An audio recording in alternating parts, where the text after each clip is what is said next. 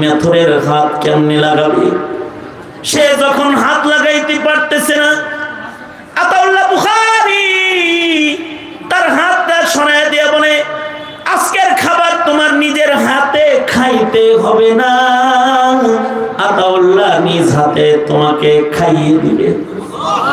নিজের হাতে লোকমা উঠায়া আমির শরিয়ত হিন্দু এক মেথরকে পেট ভরায় খানা খাওয়ায় দিলেন।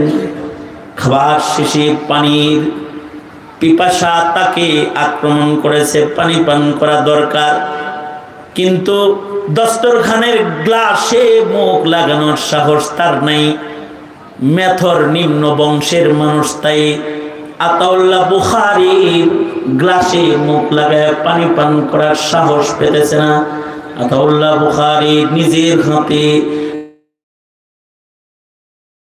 নিজের গ্লাসটা তার ঠোঁটে তাকে পানি পান করা, এই গ্লাসটা দিয়ে আবার নিজে পানি পান করে বলে, তুমিও মানুষ আমিও মানুষ, খাও।